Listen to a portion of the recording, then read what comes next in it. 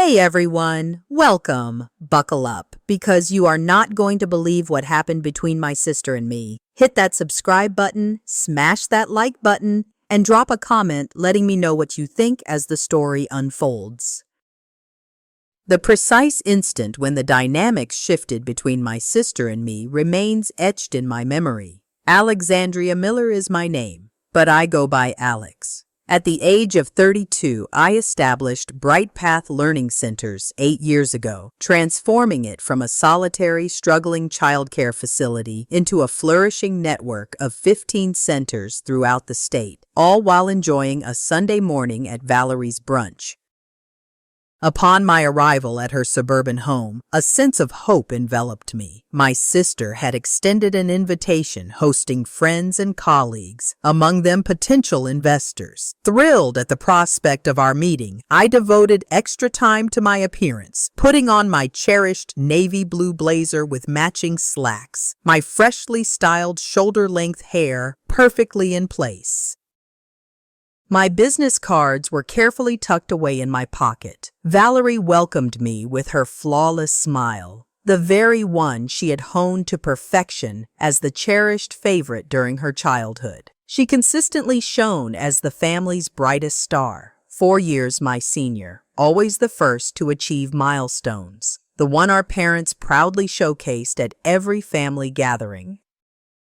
I had become accustomed to standing in her shadow, yet I had wished that as grown-ups we had transcended the rivalries of our youth. I admit my mistake. As I navigated the gathering, immersed in an intriguing dialogue with Richard Peterson, a venture capitalist celebrated for his investments in educational startups, Valerie's voice pierced the ambient noise, drawing my attention.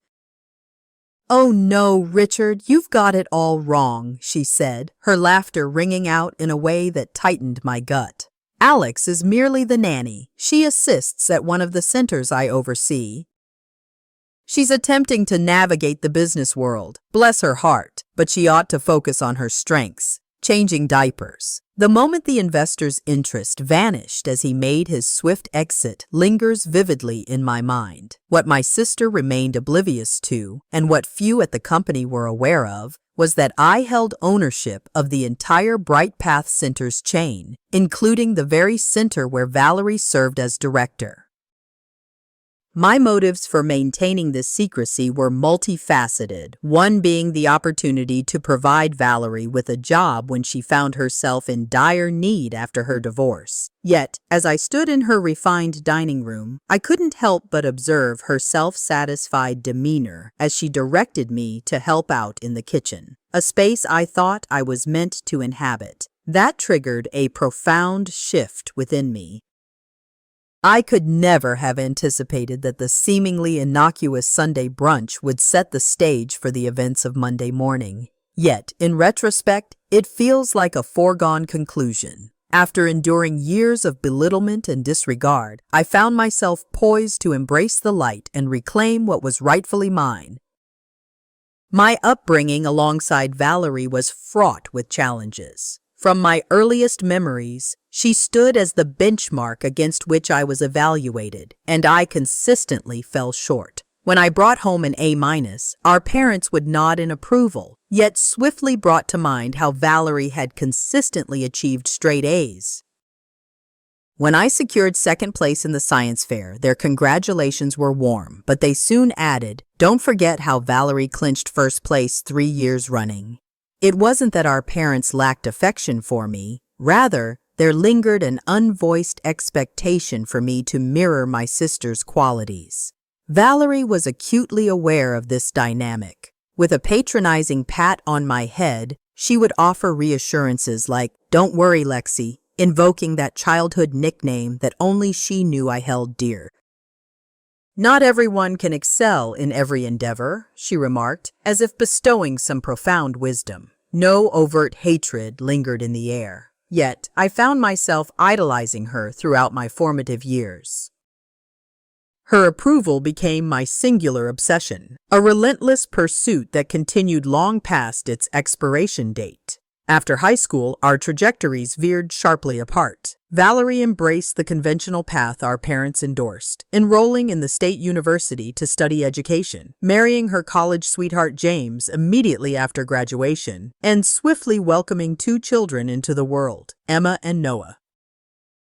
I, however, chose a different route. My fascination with business, especially at the crossroads of education and entrepreneurship, began with a scholarship to a prestigious out-of-state business school, followed by an MBA. Our parents beamed with pride, yet their confusion lingered. "But what about finding a husband, starting a family?" my mother would inquire during our weekly phone calls. I would respond, "There's more than one way to create something meaningful." But I could sense her disappointment. They never quite grasped the depth of my ambition, my relentless drive to forge something from nothing. Then, 5 years ago, the accident changed everything. Our parents were driving home from a weekend getaway when a truck driver fell asleep at the wheel. They died instantly. The tragedy should have brought Valerie and me closer, but instead, it seemed to widen the gap between us. Without our parents' buffers, all the old resentments and competitions rose to the surface. At the funeral, Valerie barely acknowledged my presence, too wrapped up in her own grief and the attention of extended family members who flocked to support the poor widow with 2 small children. It's worth noting that I had also experienced the same loss. In the wake of their passing, I transformed my sorrow into determination. Years of saving and planning culminated in a bold decision. I acquired a faltering childcare center teetering on the brink of bankruptcy. I dedicated myself entirely to its revival. I revamped the curriculum, retrained the staff, and renovated the facilities. Within a year, it turned a profit. In 3 years, I expanded to 2 additional locations. Now, 8 years later, Bright Path Learning Centers stands as a flourishing enterprise with 15 locations and a reputation for excellence. 2 years ago, Valerie's seemingly perfect life shattered when James departed for his 23-year-old assistant. The divorce was tumultuous and Valerie faced financial hardships. Despite the complexities of our relationship, I couldn't bear to witness her pain. When a director position became available at one of my newer centers, I orchestrated an opportunity for her to interview. With her educational background and prior experience in a public school, she was more than qualified. What she remained unaware of was that I had personally reached out. The hiring manager was persuaded, and she secured the position. From the outset, I chose to maintain a low profile regarding my ownership. I established a holding company structure that concealed my name from public records, presenting myself to most employees as a consultant. Only my executive team was privy to the reality. I rationalized this decision as a means to foster an environment where employees could feel at ease, allowing for candid feedback on operations. Yet, if I were to confide in Valerie, I would admit there was an underlying fear that if she discovered I was her superior, she might reject the job out of pride or resent me even more than she already did. My intention was to assist her without undermining her dignity. I believed that remaining anonymous would be the most considerate option. How wrong I was. It all began with a dinner invitation about a month prior to the notorious brunch. "Come over Friday," Valerie texted me unexpectedly. "I'm making lasagna and I want you to meet Greg." Greg was Valerie's new boyfriend, her first serious relationship since the divorce.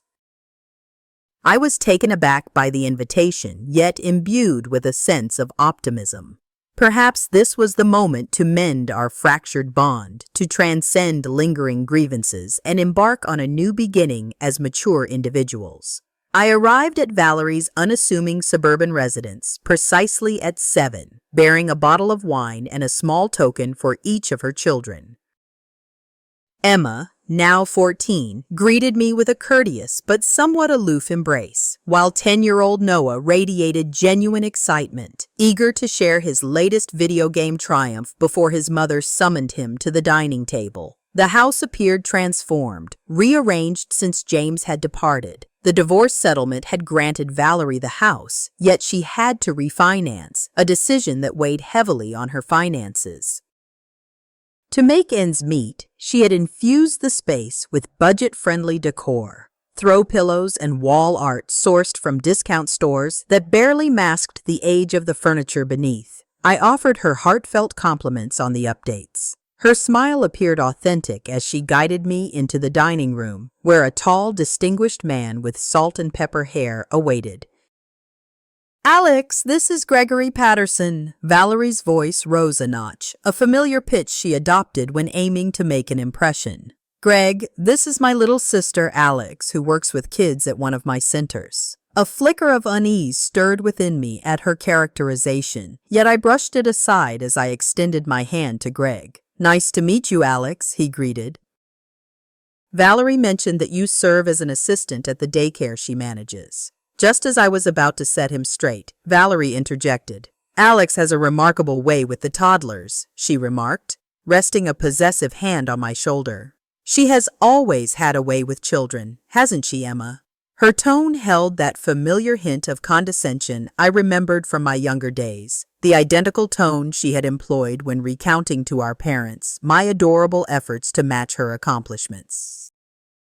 During the course of dinner, Valerie consistently emphasized her role as center director, articulating with confidence her insights on early childhood education policies and curriculum development. A number of the innovations she detailed were, in fact, ones I had put into practice throughout Bright Path's hubs. I remained largely silent, permitting her to bask in the spotlight, convincing myself that it was of no consequence.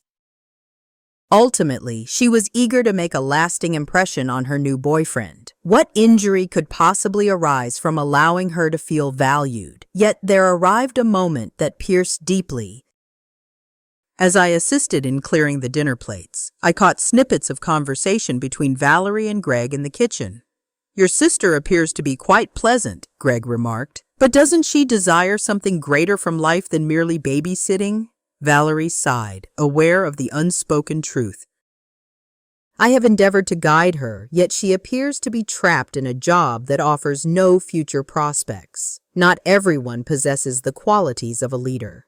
It seems she excels in her craft at the very least." I remained motionless in the dining room, plates clutched tightly as the scornful words enveloped me. The thriving enterprise I had crafted from the ground up, the multitude of employees whose very livelihoods hinged on my vision and stewardship, countless children benefiting from the exceptional care provided through my programs. In my sister's perspective, it all boiled down to mere babysitting. For a fleeting instant, I contemplated stepping into the kitchen, revealing to them precisely who owned Bright Path Learning Centers, observing as their expressions shifted from condescension to astonishment. Yet, an invisible force restrained me. Perhaps it was pride, or the dread that such a disclosure might irreparably harm any hope of mending my relationship with my sister.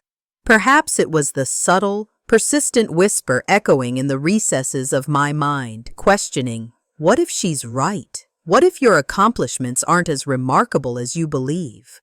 That voice bore an uncanny resemblance to our mother's. I remained quiet that evening, offered my apologies, and departed early, making my way back to my solitary yet refined downtown apartment.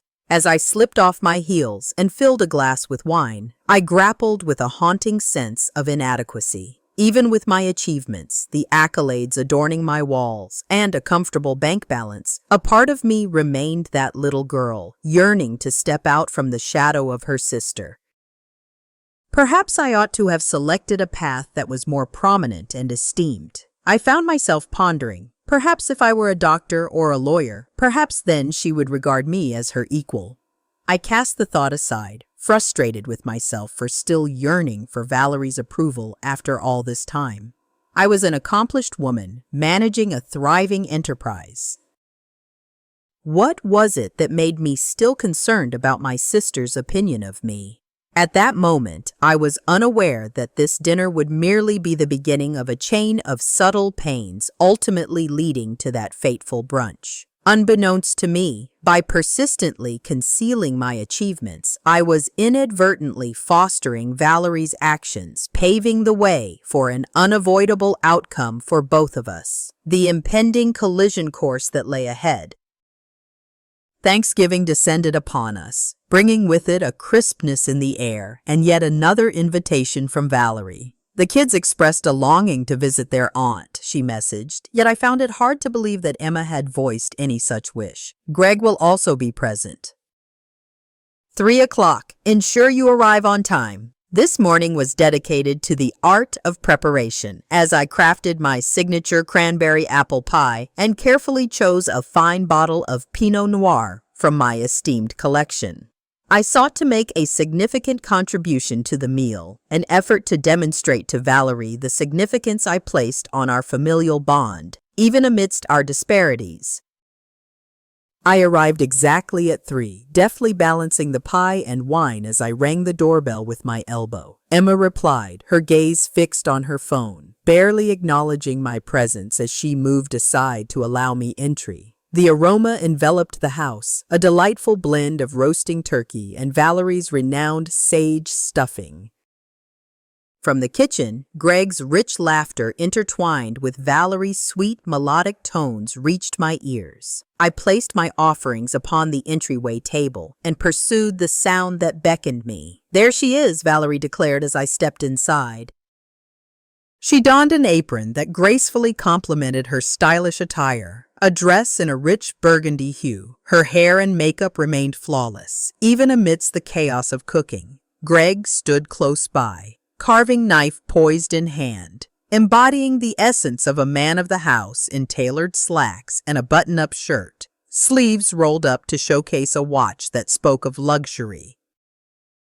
"Hello, sister," I remarked, moving closer to plant a kiss on her cheek. "Happy Thanksgiving," I announced, presenting the delightful pie and the bottle of wine. Valerie cast her gaze toward the entryway. "Oh, you really didn't need to go to such lengths. We have more than enough of everything." She pivoted back to Greg. "Alex often feels compelled to carry something with her. I've been insisting she should just come as she is, but you know how younger sisters can be." Her tone exuded warmth at first glance, yet I discerned the faint hint of dismissal lurking beneath. Neither the pie nor the wine graced the table during dinner. Throughout the meal, Valerie interspersed the conversation with remarks that underscored what she viewed as my financial constraints.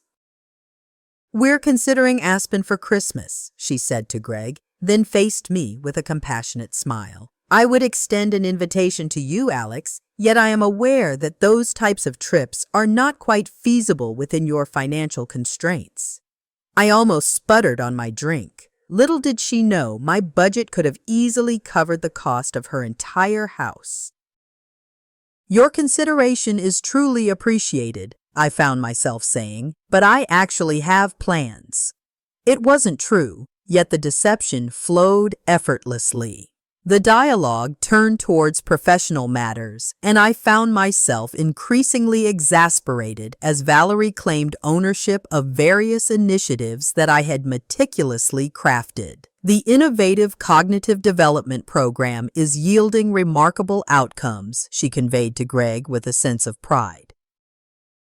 "I put it into action at my center. I've taken the initiative, and now the other directors are aligning with my vision." The initiative she spoke of had consumed my creative energies for the last year. I conducted thorough research, enlisted the expertise of child development specialists as consultants, tested it at 3 centers, and made refinements based on the outcomes before implementing it across the entire company. Listening to her assert it as her own creation felt akin to having a cherished possession snatched away. Something invaluable that I couldn't openly recover without exposing who I truly was. What troubled me most was the emerging pattern. Valerie was not merely minimizing my contribution. She was fervently elevating her own significance while belittling mine. It had transcended mere sibling rivalry. It resembled a ratio. As the meal unfolded, Greg shifted his focus toward me. "So, Alex," he remarked in what I imagine he believed was a gentle, encouraging tone, "have you ever considered taking steps to advance your career? Your exceptional interpersonal skills could undoubtedly pave the way for a transition from childcare to a more significant and rewarding role." Just as I was about to respond, Valerie leaped into action. I have taken on the role of mentor, guiding her through the intricacies of management. Perhaps there will come a time when she feels prepared to embrace greater responsibility. Her patronizing smile sent a shiver down my spine. I stood at the precipice of disclosure, ready to unveil it all. Noah burst into the dining room, his excitement palpable as he shared the details of something he had constructed in his video game. The moment slipped away as all eyes turned to him, and once more, I swallowed my pride. As I busied myself with the dishes, Valerie made her way into the kitchen to keep me company. For a fleeting instant, a soothing silence enveloped us, evocative of our youth, those moments spent side by side, me at the sink, she at the counter, each of us playing our part in the rhythm of daily tasks. "It's lovely to have you here," she remarked. In that fleeting moment, I caught a glimpse of the sister I had once cherished. "It's pleasant to be here," I responded, genuinely feeling it despite all that had transpired. "Our family holidays are deeply missed." Valerie nodded, a fleeting darkness passing over her features. "Since Mom and Dad," she trailed off. "It lacks the familiarity it once had. With James no longer in the picture, I find myself embarking on a new journey alongside Greg. He is beneficial to my well-being." Steady, the children require that sense of stability. I learned about the weakness in her voice, noticed the subtle quiver in her hands as she wiped the plate dry.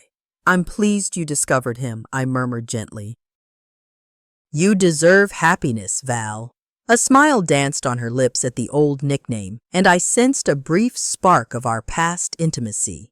Perhaps there was a glimmer of hope for us yet. Yet, as I navigated the road home that evening, an unsettling feeling began to take root within me. I found myself entangled in a dual existence alongside my own sister, observing her bask in the accolades of my efforts while relegating me to a position of inferiority. Had I been complicit in this by concealing my ownership? Was I being disloyal? Am I truly being myself by remaining silent? Most troubling was the thought that I might be breaking the promise made to our parents at their funeral, that Valerie and I would look after one another. I found myself questioning whether my silence was safeguarding our bond or gradually undermining it. The burden of the unvoiced reality loomed larger with every family reunion, and I found myself questioning how much longer I could endure it. As December unfolded, it ushered in a cascade of twinkling lights, the melodic strains of holiday music, and the much-anticipated gathering of the Bright Path Company party. Each center hosted its own intimate celebration, yet the focal point was at headquarters, where directors from every location convened alongside administrative staff and distinguished guests who were specially invited.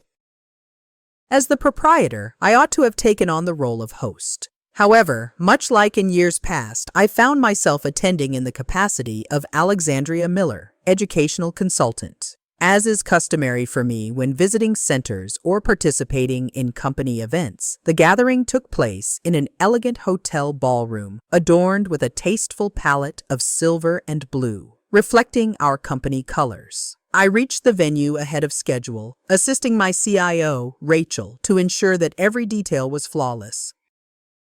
Rachel was among the select few who understood my genuine purpose. "Could you refresh my memory on why we continue with this pretense?" she inquired while we arranged the table centerpieces. "Particularly with your sister present. Isn't it time to step out from behind the veil of ownership?" I gently shook my head. "It's a tangled web, Ra. Valerie and I share a past. She accepted the director position during a time when she felt utterly defeated following her divorce. I wish to avoid any discomfort by disclosing that I am, in fact, her superior." Rachel arched an eyebrow. Thus, you allow her to believe that she holds the reins of authority over you. That appears to be quite wholesome. The topic was changed. Yet Rachel's words lingered in my mind as the room gradually filled with employees. I welcomed each person with genuine warmth, recognizing many by name even amidst the company's expansion. These individuals felt like kin to me, despite their lack of familiarity with my true self. The center directors made their entrance in unison, with Valerie standing out in a striking red cocktail dress that accentuated her undeniable confidence. She enjoyed a favorable reputation among her fellow directors, her vibrant spirit and sharp humor drawing all eyes toward her. I observed from a distance as she commanded the space, recognizing the way those around her yielded to her innate presence. In that fleeting instant, a surge of pride welled up within me for my sister's remarkable leadership skills, even amidst the chaos. In that moment, I caught a fragment of dialogue that sent a chill through me. "The retention rates at your center are truly remarkable, Valerie," remarked Martin, our operations manager. "What is your hidden truth?" Valerie beamed with delight, receiving a glass of champagne from a waiter gliding by. "Indeed, I put a new strategy for engaging parents into action this year. The essential aspect is fostering a sense of partnership in their child's growth, rather than viewing them merely as clients leaving their children behind." The strategy she outlined was, in fact, a comprehensive initiative that I had meticulously developed, researched, and implemented across the company. I personally crafted the training materials and led workshops at each center. Listening to her assert it as her own creation struck me like a sharp blow to the senses. As the evening unfolded, the trend persisted with discussions surrounding our new staff wellness program emerged. Valerie articulated her thoughts with an air of ownership, as though the idea had sprung forth from her own mind. As the applause for our rising enrollment figures echoed, she deftly framed her center as the exemplar for others to emulate, conveniently overlooking the broader systemic shifts that had catalyzed those advancements. I maintained my calm demeanor, offering smiles and nods, fulfilling my role as the accommodating consultant, all the while boiling with frustration inside. Then arrived the instant that pierced the heart. I engaged in a conversation with one of our newer directors, elucidating some intricacies of the curriculum I developed during Valerie's tenure when she came near. "There you are, Alex," she remarked, her tone laced with a hint of sharpness. "Are you once more inundating Sarah with those tedious technical details?" With a conspiratorial smile, she turned to Sarah. Alex often finds herself brimming with enthusiasm for educational theory, yet she occasionally overlooks the crucial importance of implementation. Her hand settled on my shoulder, applying a grip that was just a touch too firm. "Alex is merely an occasional helper addressing curriculum concerns. If you possess genuine operational inquiries, I invite you to approach me." The dismissal was utterly blatant. It was evident that Sarah felt uneasy, her gaze flitting back and forth between us. "Actually," Sarah said, "Alex has been incredibly helpful. Her insights on developmental milestones have transformed how we approach our toddler program." Valerie's smile tightened. "Yes, Alex is very good with toddlers. Always has been." The condescension in her voice was unmistakable. Later, as the party wound down, I found myself alone in a quiet corner, nursing a glass of wine and contemplating how things had gotten so twisted between us. Rachel found me there. "You seem to be in need of something more potent than Chardonnay," she remarked, settling into the seat next to me. "I witnessed what transpired with Valerie. That was tough." I let out a sigh. "It has been brewing for months. In truth, years, if I'm being candid." I recounted the Thanksgiving gathering, the family dinner, the recurring theme of Valerie belittling me while raising herself up. The reality is, I orchestrated this by concealing my part. I fashioned this scenario. Rachel shook her head. You had noble intentions, but at some juncture one must ponder the true nature of this secrecy and whom it ultimately serves. The ramifications extend beyond the individual. They ripple through the very fabric of the company. Confusion reigns as people grapple with whom to trust, whose vision to embrace. Her words resonated deeply. This was no longer merely a familial dispute. It had evolved into a matter of business integrity. Following the gathering, I resolved to confront Valerie directly, to share my sentiments and offer her an opportunity to amend her conduct, all without the jolt of disclosing my stake in the matter. The next day, I made my way to her office. Knocking softly on her open door, I caught her attention as she glanced up from her computer, surprise flickering across her features. "Alex, what are you doing here?" "We don't have a consultation scheduled." I closed the door behind me and settled into the chair across from her desk. "I wanted to discuss last night, specifically how you introduced me to Sarah." Valerie's expression transformed from surprise to a weary resignation. "What about it?" she asked. "You dismissed me, Val. You treated me like I was some insignificant person who just helps out occasionally when you know I've been integral to developing the curriculum everyone uses." Valerie leaned back in her chair, a defensive posture taking hold. "I believe you're being overly sensitive. I was merely clarifying your role." "My role shouldn't be diminished by you," I replied, striving to maintain a steady tone. "I've observed a recurring pattern where you minimize my contributions and claim credit for work that isn't yours." "It stings, and it must come to an end." Valerie's face turned crimson. "That's absurd. If anything, I've been attempting to assist you by providing opportunities you might not have otherwise encountered. Do you realize how many people would be eager to seek counsel from this company? You ought to feel thankful." The manipulation was so overt that I nearly chuckled. "Thankful for what, precisely?" "For safeguarding you," she murmured, her tone softening into what could have been mistaken for concern if I were not more discerning. "You've always been so delicate, so easily inundated. I've been protecting you from the aspects of the business you're not prepared to handle, allowing you the freedom to concentrate on your strengths. That's not a reason for anger." I exited her office feeling diminished and confused, second-guessing my own thoughts, even though I was aware she was in the wrong. Back at headquarters, I requested Rachel to join me for coffee. To my surprise, she flipped the situation back onto me. As I recounted our conversation, it became evident that Valerie was portraying herself as doing me a favor by treating me as if I were incompetent. Rachel scrutinized me over her cappuccino. "You know this isn't going to resolve itself, right?" she said. "The longer you keep your identity secret, the more entrenched this dynamic becomes." After a moment's hesitation, she continued. "Perhaps it's time to share the truth with her." I gazed into my coffee, lost in thought. I yearned to give her one last opportunity to acknowledge me on her own terms, without the shadow of authority looming over us. If she discovered my position as the owner now, any shift in her demeanor would lack authenticity. That seemed reasonable, Rachel agreed, but insisted on a deadline. This situation couldn't stretch on forever.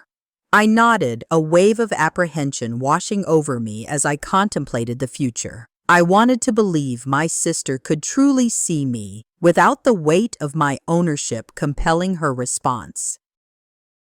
Yet, as I drove home that evening, the sensation of dwindling time and patience clung to me like a shadow. As New Year's Eve approached, it ushered in its familiar blend of introspection and hope, accompanied by an unexpected invitation from our cousin Michael to partake in his family's annual celebration. My initial inclination was to savor a tranquil evening at home, lost in the pages of a captivating book with a glass of fine wine.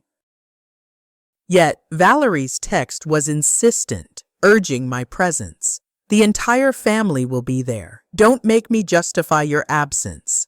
Thus, I found myself amidst the throng in Michael's bustling living room. As the clock approached midnight, I cradled a glass of champagne, engaging in light conversation with relatives I encountered perhaps once a year. Then Valerie made her entrance, arriving fashionably late alongside Greg, with her children trailing behind, already engrossed in their phones. She swept into the room, air-kissing relatives and handing out small gifts she had just acquired on her way. I observed how effortlessly she captured the spotlight, seamlessly embodying the role of family connector and coordinator. It had always been this way. Even in our childhood, she was the one who remembered birthdays, organized games, and made everyone feel special. I admired that about her, even as I acknowledged that I would never possess that particular gift. The evening unfolded pleasantly until the conversation inevitably shifted to work. Our Aunt Meredith inquired about my recent endeavors, and I began to explain a new early literacy program that I was particularly proud of.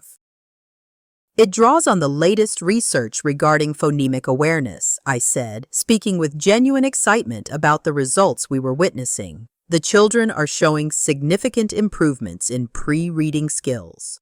That sounds interesting, Aunt Meredith said. But before I could continue, Valerie interjected.